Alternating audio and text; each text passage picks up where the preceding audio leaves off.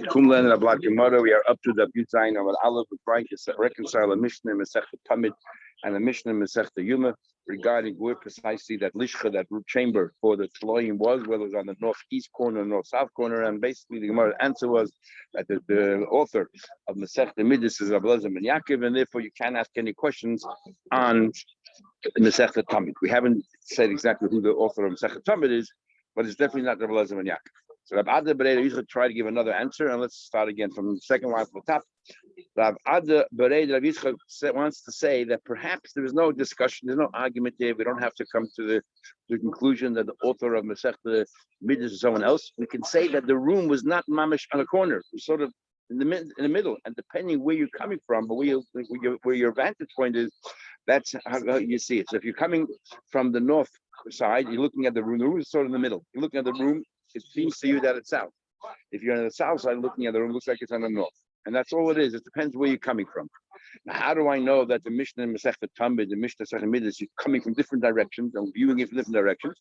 Because of another question that we had. Rashi says we had no idea wherever this question was. It's the only place where we ask it. I was going to say it, but that's what the should say. But nevertheless, this is a question that we had, which proves it's just a question of from which perspective you're at. So let's go through it.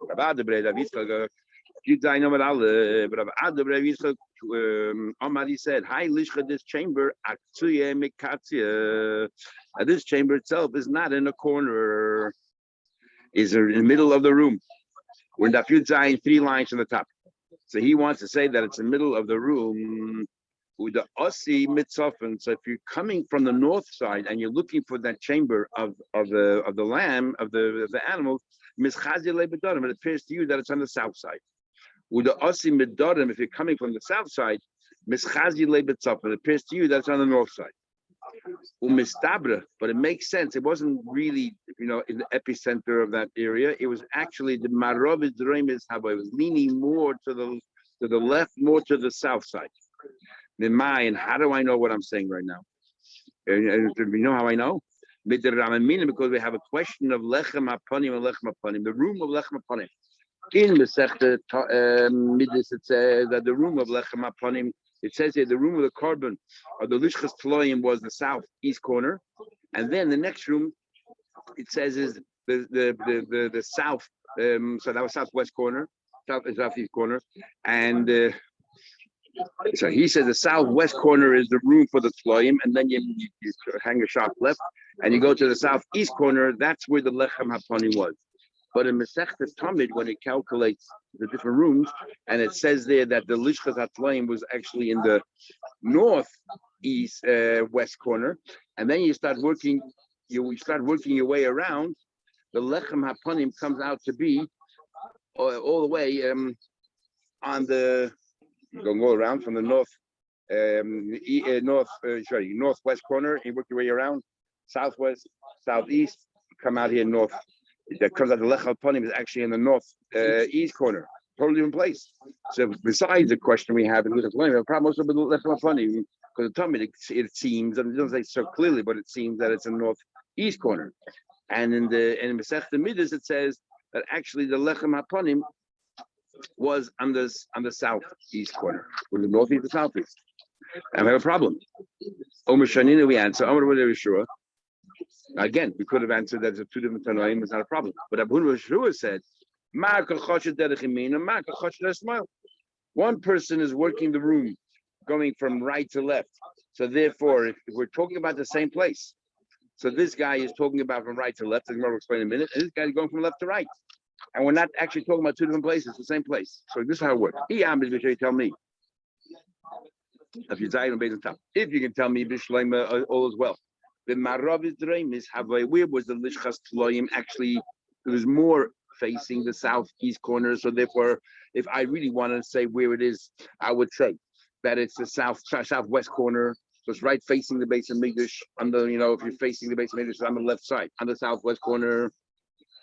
So Hainu the Metadash Lechapanim. That's how we answer Lechem Hapanim or Lechem Hapanim.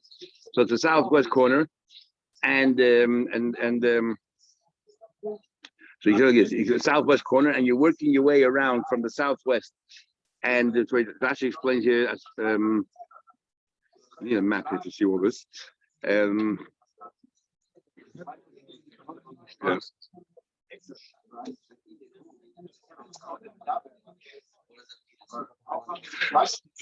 So why do we say the lechem aponim is in the southeast corner?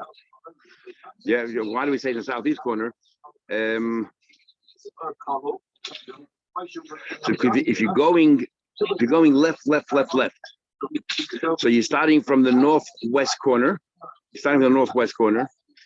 And then you go. If you're going to the left, northwest corner, and then you go to the Beis HaMoikid, which is the northeast corner, and then you're working. If the Lichat line is all the way near the Beis HaMikdash to the left, right? If the Lichat line is all the way to the left, and then if you're going this way, then it comes out. If the Lichat line is all the way, if the Lichat line is here, if the Lichat line is actually. If the Lichat line is mainly the west and the southwest, which right here, it's not in the middle here, it's the corner. And then you work your way to the left. So you have the base here should be the Beis HaMoikid. The base. This is the wrong one.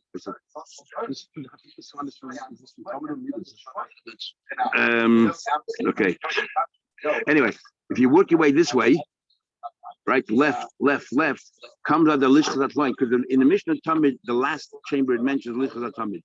Because our problem was we thought it was on the right, all the way over here, and then you work your way out, and the Lishchas Tamid, comes out to be over here, right, on the north east corner. It's a problem because in Midas it says that it's on the southeast corner. But now that we're saying that the Lishchas HaTlaim is actually over here, more to here this way, and this Tan and Tamid is going this way.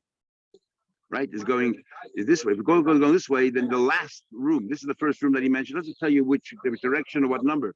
The fourth room that he mentions is this room right here. So you're back to east and you're south. You follow? But the other one is standing outside, and he's going to his right.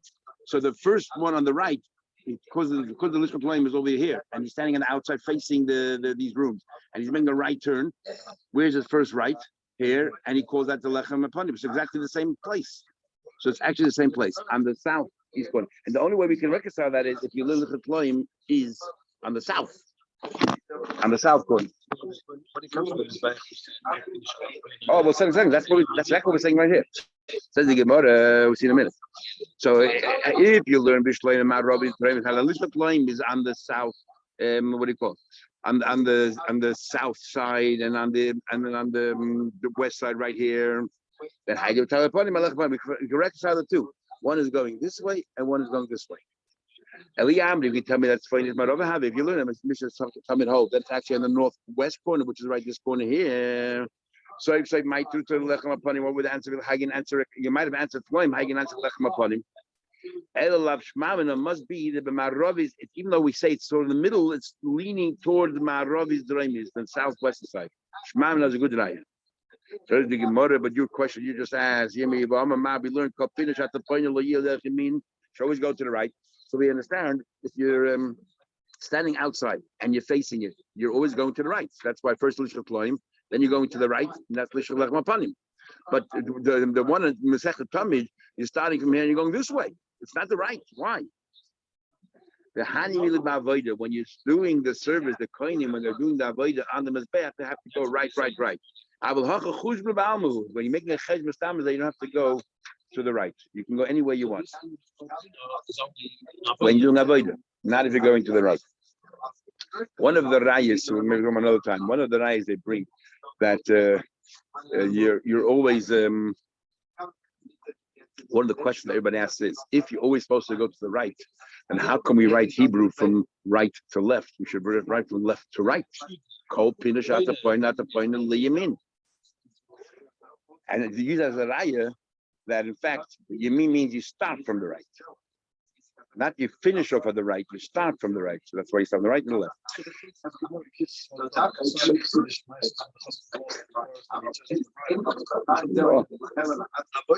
It could be everything he does is avoid.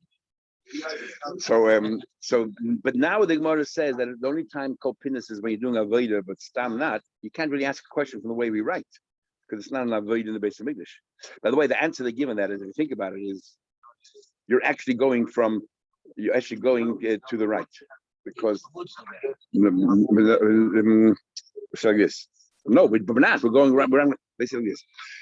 Whenever you have to make a choice, you always have to go to the right. Start from the right. So the paper is blank. What's the right? The most right letter on the page. You're right there. And then the paper blank, except you have something covered in the very right. So you go to the next most right. You're keeping on going most right. You're actually writing right away. That's how they answer. Sorry? Oh, okay. Let's continue the Gemara. Kohen Gadol always takes.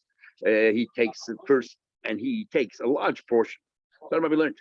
Kate said, "What do you mean the Kohen Gadol? He gets a portion first." We have this pious, we have this lottery, all these different Kohanim who get the service. But the Kohen Gadol says, "I want to do this oila today. I want to bring this mincha." He has the right to say that. Okay, that's what it means when you say that he's makriv chelik b'rosh. Tell me what it means when it says noitul chelik b'rosh. He takes a portion of the very head. He says, I want to eat this carbon chatas. Ashram ze ani oichel. I want to eat this carbon ashram. I have a noitul challah mishtei chalas. When it comes to the chalas of shvuas, that two chalas being, he gets half. He gets half. And when it comes to lechem aponim, arba oichomish and maisi lechem aponim. There's 12, he gets 4 or 5. What's the chesed of 4 or 5? We'll soon see the Gemara. And Rebbe Yoma no, le'olam chamish, he always gets 5. He always gets half. Why 5 half, not 6 half? The Gemara will explain. It says in Pasuk, it should be to honor the children. What should be? It's honor is equal to all the children. The before you already asked. So how come by the carbon we don't say also half and half? By the carbon it seems he gets the whole thing. Someone Taka say it's the same thing, half and half. Others say a carbon for whatever reason is different. He gets the entire carbon, and Shagzai says, but by Chalas he gets half. Now let's understand. So Yomara Hagufa Kasha, I don't understand. Amrid, you start off saying no it'll challah achad mishtei challahs that not shluas, he gets one full challah, and it's exactly half. Because if he gets less than half, where the Chachamim learn only gets 4 or 5 challah, if he gets less than half, then he should have gotten 3/4 of a challah on shluas. Nope, you give him a whole entire challah, which means you follow the Rebbe who holds, you get him half. Mani who holds, you give the Kohen Gadol half. Rebbe, Domar, he says Paul Gashakal, you get half. Then look at the next case. It says that he gets 4 or 5 chalas, arba chamish, which is definitely less than half. Austrian lirabanan. That follows Rabbanan. The Amri who say lo shakir pal, doesn't get half. Then Amos say, but then it says that Rebbe Yoma. Rebbe says lo olam chamish. He always gets 5. What's going on here? Reisha v'seifa Rebbe umitziyasa Rabbanan. The beginning of the Mishnah is Rebbe who says you get 1 chal out of 2. But sometimes we have Reisha is one opinion, Sefer another opinion. Here you have Reisha and the Sefer is one person, and the middle is somebody else. It's a bit different. Yeah, we did, but that's a Reisha and a Sefer, not a Reisha, not 3 parts exactly, not a first, second, third. To say that the first, second, and third, the first and third is one authority, and the second and authority, that we're much more reluctant to say. As I use this. Abayi is a very simple answer. Reisha umitziyos rabbanon. The Reisha is Rabbanon, and it says Rebbe Yom. Now, if the Reisha is Rabbanon, how come he gets a full challah on Shavuos? He should get 3/4 of a challah, less than a full challah. Umoider Rabbanon, but Prusa, the lavo the chayil and misal Kohen Gadol. Pasnish to give a Prusa a piece to Kohen Gadol. You got him a whole thing. It's like when we make a bracha, we say you should make a bracha on the whole thing. So that's big of a cover, do a chashuv. So Kohen's got a whole thing, and you have a breda. So you don't give him 3/4, you give him a whole one. So he ends up getting half. But when it comes to lechem aponim, you have a choice. If you give him less than half, you give him less than half. So the Gemara, if you give him less than half, what do you mean arba oichomish? What do you mean 4 or 5? What do you say? If you ask the Kohen, what do you guys want to do? You want to give? Yeah, how does it work? My arba oichomish lerabbanan. Much like this. What do you mean arba oichomish? Says the Gemara.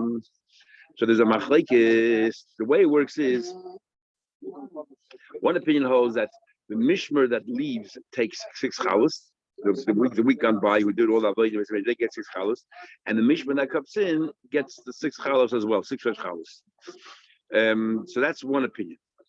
What about the fact that the people open the door with the last week's mishmer, and the new mishmer, the ones who have to close the door, they never open the door. They don't get rewarded. They don't get rewarded for that. That doesn't count. So therefore, if they get 6 and 6, and the Rabbanan say that the Kohen Gadol should get less than half, so he's entitled to 5. However, there's another opinion that says, Rabbi Yehuda says that no, the group that comes in, besides the 5 that they get another 2 because they closed the doors that somebody else opened. And they didn't hang around to close the doors. They left, so I get a schach. So really, as far as lechem aponim is concerned, that's wages. As far as lechem aponim is concerned, there's only 10 challahs being distributed. So if a kohen gadol was entitled, what's he entitled to? Less than half, he gets only 4. So if you hold, he gets schach hagofas dalsas, then that means only 10 lechem aponim being distributed, then the kohen gadol gets 4. If you hold that there's no special reward to the kohenim for closing the doors, the kohenim are entitled to 12 lechem aponim, then the kohen gadol gets 5. You imagine when the Kohen Gadol takes 5, you leave behind 7. You know what kind of fight there's going to be now between the Kohen and who gets larger?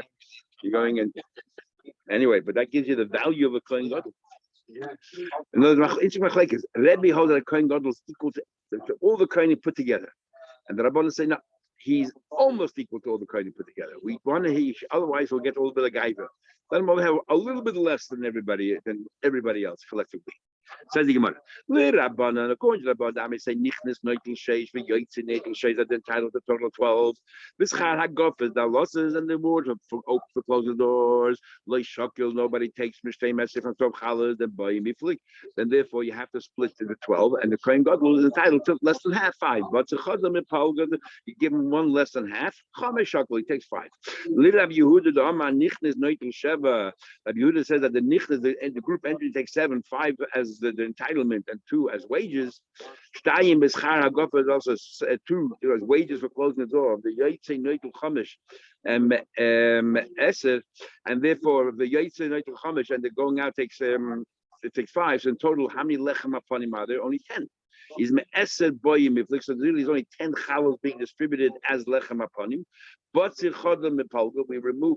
take off 1 from half, but the Rabbanan hold that the kohen gadol should always be less than half.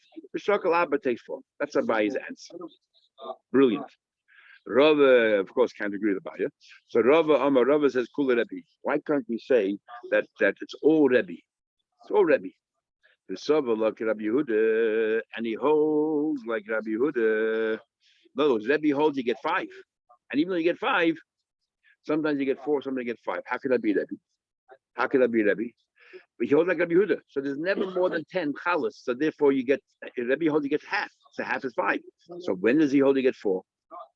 Well, my arba, if you Rebbe hold that you're entitled to half, how can you say that what? How can you say that what? That you're getting only 4, it says 4 or 5. According to Rebbe, you should only get 4, or you should only get 5. Now, if we hold that that the opinion 4 or 5 is Rebbe, then you can't learn right to the Braisa Rebbe Omer La'olam. You would have to say that it's not. You could say it, but he's not arguing. He's just continuing. And La'olam, then he says, by the way, you should know always get 5. Says the so how come when do you get 4? The more interesting thing, like kasha. If Yom Tov falls out on a Friday or on a Sunday, then all the mishmoros they come in and they stay and everything else, and everyone's entitled to share lechem apani.